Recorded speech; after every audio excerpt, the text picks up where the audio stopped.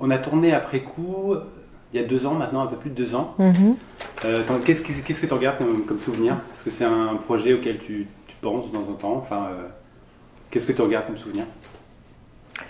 Je garde comme souvenir du tournage du film quelque chose de très intime parce que puisqu'on tournait chez Laurent dans sa maison devant le magnifique parc, ça créait une atmosphère qui était vraiment très singulière, à manger tous ensemble des choses que tu avais cuisinées, à pouvoir prendre le temps aussi. Souvent sur les plus gros plateaux, on est très très très pressé, puis il y a tout le temps beaucoup d'intermédiaires.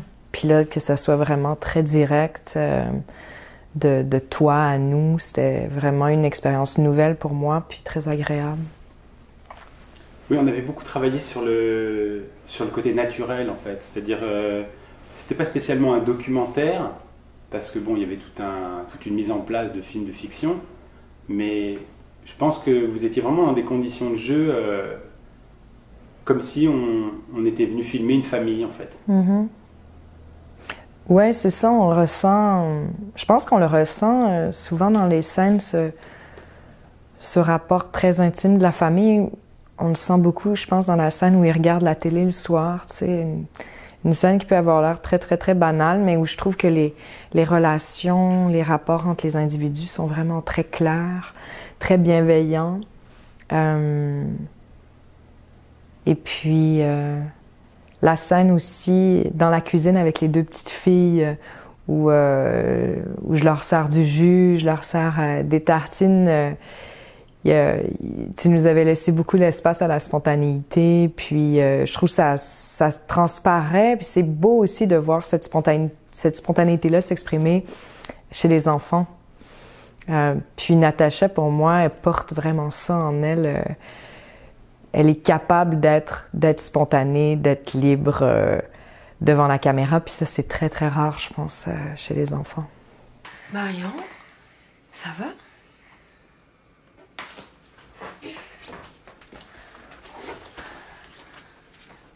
Qu'est-ce qu'il y a, mon bébé?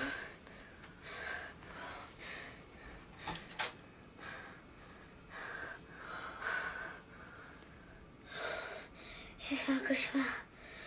J'ai rêvé des oreilleux morts dans sa tombe. Là, ça va aller maintenant. Fais comme moi.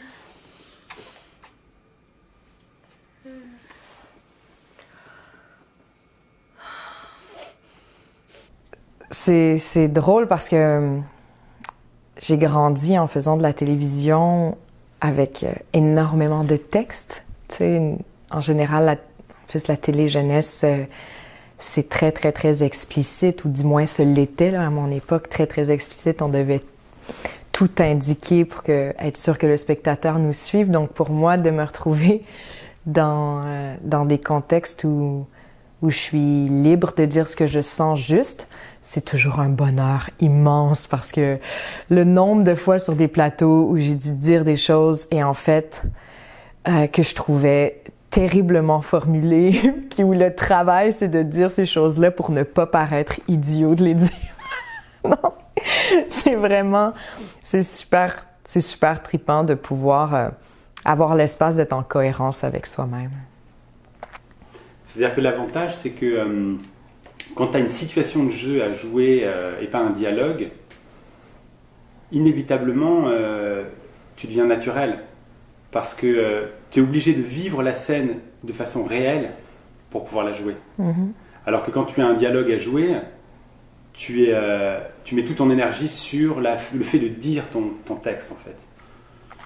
Ben, je pense que quand on a un dialogue précis, on peut arriver aussi à le vivre, mais ça prend énormément de travail et d'engagement. Je me souviendrai toujours, j'haïssais faire ça, là, genre citer des gens connus, mais c'était un extrait qui était quand même marquant pour moi. Je pense que c'était Robert De Niro dans Taxi Driver qui avait une scène avec Jodie Foster, qui était très très jeune à l'époque. Puis c'était ça qu'il lui avait dit. Il lui avait dit, c'est en fait les mots qu'il y a sur la page, là, il faut que ça devienne vraiment une seconde nature. Donc tu les répètes à en vomir.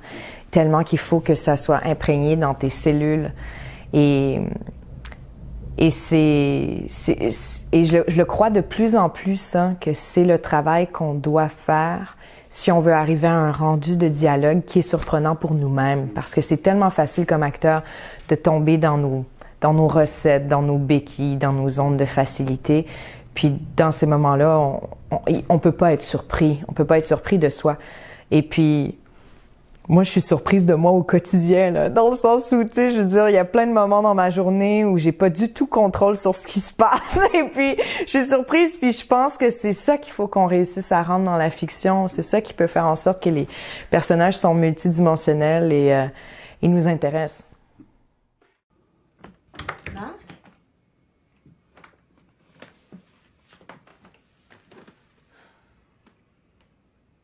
Qu'est-ce que tu fais?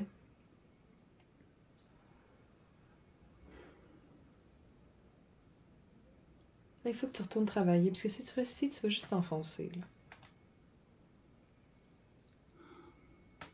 Ok, je vais essayer.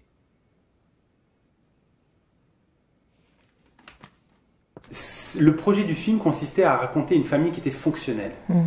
Ça, c'était vraiment important pour moi, parce qu'aujourd'hui, on montre souvent des familles dysfonctionnelles dans les films. Oui, c'est un très bon point, ce que tu amènes. L'idée de pouvoir garder sa famille fonctionnelle, même à travers le défi de la maladie mentale ou de la dépression, c'est vraiment important. Comme je crois que, en fait, j'ai l'impression que tu trouves ça important, peut-être pour les mêmes raisons que je trouve ça important, mais je crois qu'on est dans une époque d'éphémérité, beaucoup, et on le voit, les gens commencent vraiment à l'exprimer. Les relations sont de plus en plus fragiles, de plus en plus instables. Et je pense que ce qui est très, très beau dans le cas de la famille d'après-coup, c'est que, en fait, l'amour se vit à travers la difficulté, l'amour se vit dans le courage aussi de l'adversité. Et ça demeure une famille fonctionnelle parce qu'il y a communication. Et pour moi, c'est ça, en fait, la famille fonctionnelle ou les relations fonctionnelles. C'est des gens qui sont capables de communiquer vraiment, d'être dans l'écoute et de ne pas constamment être dans la réponse violente ou le pointage de doigts ou « mais non, mais c'est toi, c'est pas moi, machin, machin ». Et pour moi, là, on a vraiment des individus qui ont cette intelligence, qui ont l'intelligence de se retirer, qui ont l'intelligence de revenir, qui ont l'intelligence de s'écouter. Donc, c'est beaucoup de belles qualités. Et oui, je pense que je suis d'accord avec toi quand tu dis que c'est une famille fonctionnelle, puis que c'est important de les montrer parce que c'est important d'avoir une diversité de représentation des familles et des relations amoureuses dans les œuvres.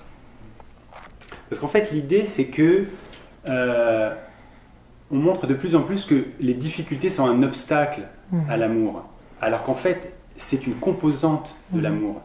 C'est pas un obstacle. Et la plupart du temps, les difficultés en amour, que ce soit en famille ou dans le couple, conduisent à l'instabilité puis à la rupture.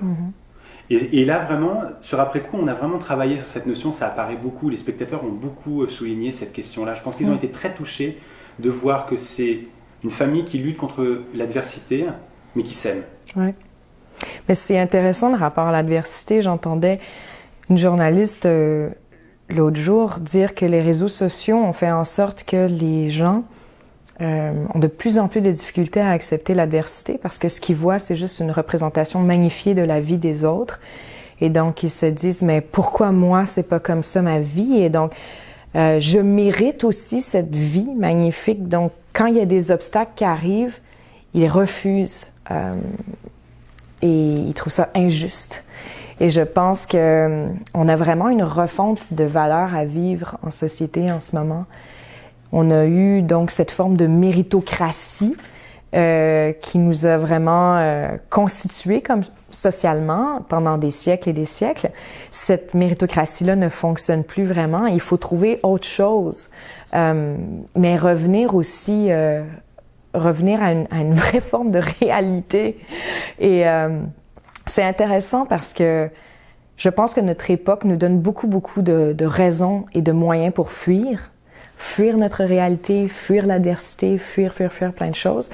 Et le grand défi, c'est de ne pas fuir, c'est de ne pas s'évader, c'est de rester là et de voir les possibilités de croissance et d'épanouissement dans cette adversité-là.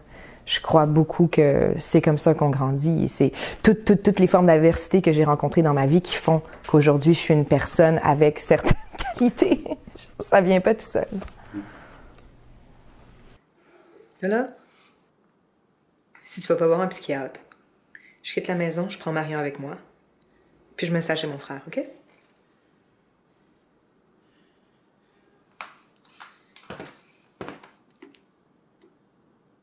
Ce que je trouve vraiment intéressant dans ta relation de jeu avec Laurent Lucas, c'est que même quand tu es en conflit avec lui, parce qu'à un moment donné, ça devient difficile ce que tu vis, il est dans une telle détresse, dans un tel désarroi, que tu ne sais plus vraiment par quel bout prendre le problème, quoi.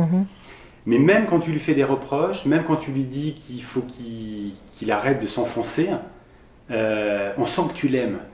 Et ça, je trouve ça très fort, parce que ça, c'est ton travail d'actrice là qui nous donne ça. C'est très touchant. Oui, je sais pas trop comment répondre à ça. En fait que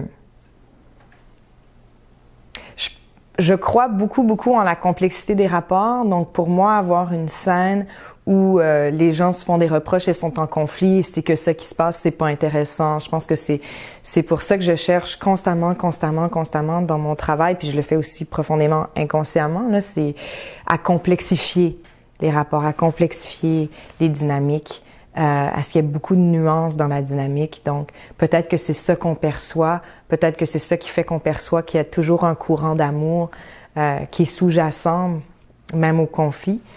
Mais je pense que ce qui est intéressant chez le personnage de Florence, c'est qu'elle met ses limites aussi, dans le sens où, à un moment donné, elle dit « Bon, si tu te prends pas en main, je quitte, je vais chez mon frère et je prends la petite avec moi. » Donc, clairement, elle sait comment protéger ses propres limites et se protéger sa fille. Et c'est un personnage qui est très fort, selon moi, parce qu'elle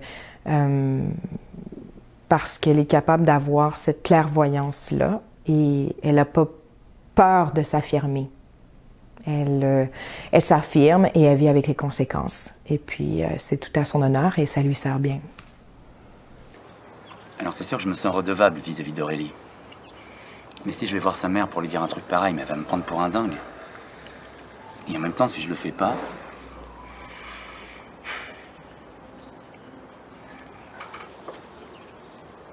Moi, je le ferai.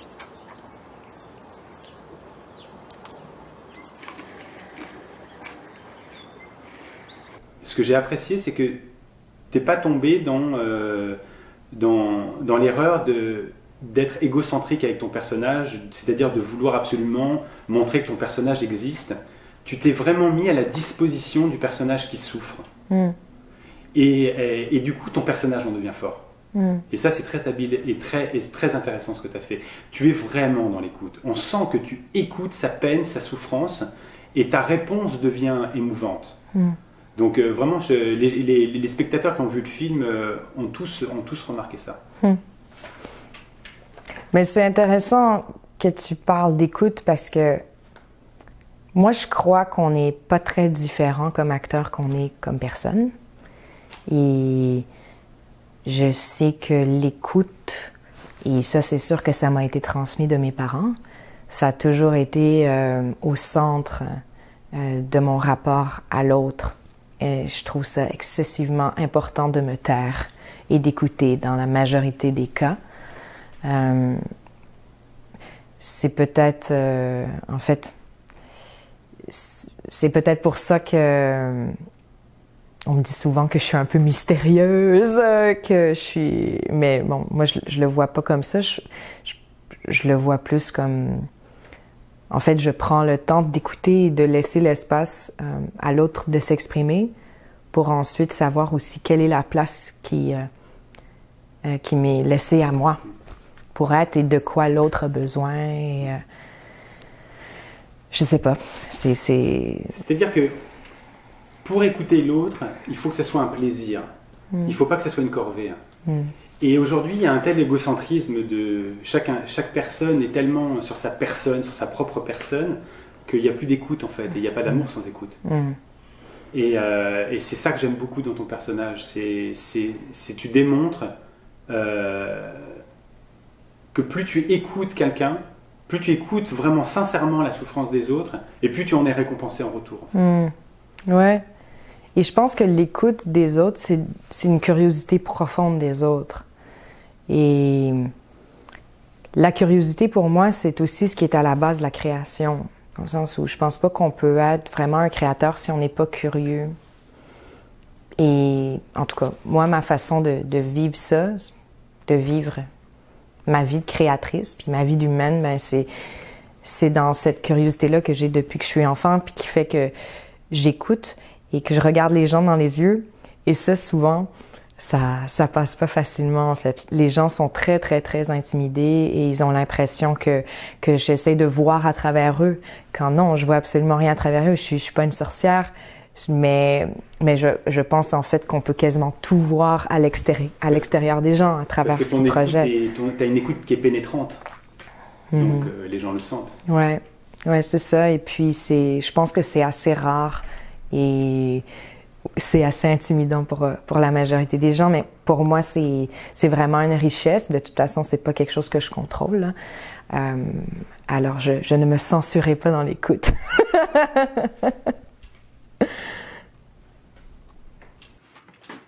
J'ai pas envie de reparler de ça. Regarde, j'ai une collègue qui a perdu son mari dans des conditions horribles, puis elle a réagi exactement comme toi. Puis elle a suivi cette thérapie, puis ça a marché. Bah, tant mieux pour elle.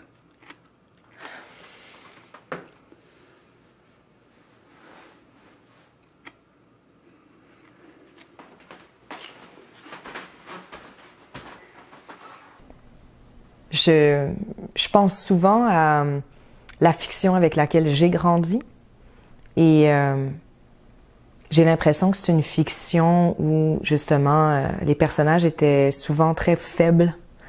J'ai l'impression que j'ai grandi avec de la fiction qui me disait qu'il y avait une façon de vivre des relations amoureuses, une façon d'être une femme, une façon d'être déçue, et que c'était tout le temps les mêmes vies qui se répétaient en fait, les mêmes drames, les mêmes trahisons, les mêmes peines, les mêmes désespoirs. Et aujourd'hui, ma préoccupation, c'est vraiment de raconter des histoires autrement, puis de pouvoir inspirer les gens à d'autres façons de vivre. Puis je pense que le personnage peut peut-être porter ça. Par sa force, montrer que ben oui, on peut vivre des moments difficiles et s'en sortir autrement et ne pas y laisser sa peau et rester dans l'amour, mais tout en étant ferme et en s'affirmant, pas être dans une forme de dépendance, rester dans l'écoute. On a tellement de force en soi, tu sais, on a vraiment beaucoup de force en soi, on est des êtres très résilients. Puis évidemment, on n'a vraiment pas toutes les mêmes chances dans la vie, ça j'en suis très consciente. Mais je pense que c'est important que les histoires qu'on nous raconte en société puissent nous inspirer. Aller chercher le meilleur de soi, pas d'une façon héroïque, comme les films américains nous font croire qu'il faut être un soldat puis se mettre en première ligne, puis il faut tout faire soi-même pour le mériter, là. Je veux dire, c'est pas ça la vie, là. Mais la vie, ben, c'est de pouvoir continuer à aimer, mais pas d'une façon aveugle et d'une façon naïve.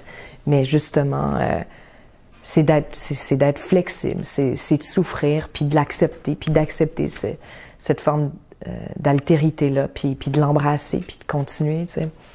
Puis c'est de trouver ses propres raisons de vivre, puis son propre sens, et de faire le sens et de le refaire à chaque jour. Donc, c'est ça que je crois, et donc c'est sûr que d'une façon ou d'une autre, puisque ce personnage, jusqu'à un certain point, me ressemblait, n'était pas à des lunes de moi, ça doit être ça qui est ressorti.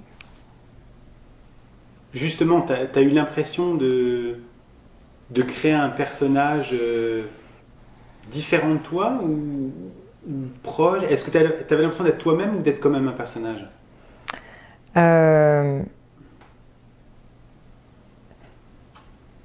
Si toi, tu avais vécu cette situation, est-ce que tu l'aurais géré de la même façon? Peut-être que j'aurais trouvé ça un petit peu plus difficile qu'elle si j'avais eu à gérer cette situation-là, parce que je me rends compte qu'en fait, le bien-être des gens autour de moi m'affecte énormément. Et si je sens pas que les gens autour de moi sont bien, souvent je le prends sur moi et je m'en sens coupable et j'essaie de régler la situation. Et ça, c'est un travail que j'ai à faire sur ma propre confiance et ma façon de ne pas me projeter dans les états de l'autre. Donc peut-être qu'au départ, j'aurais vécu ça un peu différemment, mais que éventuellement j'aurais probablement fait mon chemin, puis peut-être que je me serais retrouvée à vivre les choses de façon similaire. Mais ce que je veux dire quand je dis que le personnage n'est pas très loin de moi, c'est qu'il n'y avait pas de traits de caractère dans le personnage qui ressortait, qui m'amenait à me censurer, tu sais, ou à aller vraiment dans une direction contraire à ce que je suis. Donc, je sentais que sa façon de vivre et sa façon de s'exprimer, ben je portais ça en moi. Même si je porte d'autres choses en moi, c'était là. Donc, c'était mon canal. C'était mon canal d'expression pour une partie de ce que je suis. Alors toi, ton personnage là, inspire apparemment les spectateurs. Mais est-ce que toi, ce personnage t'a inspiré? Toi-même, est-ce que c'est quelque chose qui ça c'est vraiment dur à dire si notre personnage nous a inspiré, dans le sens où quand on regarde un film, on est tellement critique de soi d'abord. Tu sais, je me connais par cœur, là, tu sais, jusqu'à un certain point, puis donc c'est très difficile pour moi de dire oui, j'ai été capable de passer outre toutes les critiques, toute mon observation, puis de me laisser inspirer par le personnage. Wow, je sais pas si je vais en arriver là un jour dans ma vie, mais pour l'instant, j'ai pas atteint encore cette forme de laisser aller là quand je me regarde jouer. Par exemple, tu as revu le film avant qu'on se rencontre? J'ai revu le film pas juste là, mais je l'ai vu, ouais. Et ça t'a produit un effet particulier? En regardant ton personnage?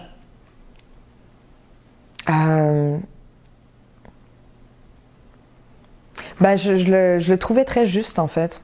Je trouvais le personnage vraiment juste. J'étais très contente du rendu. J'étais contente des relations qui avaient été créées. J'y croyais.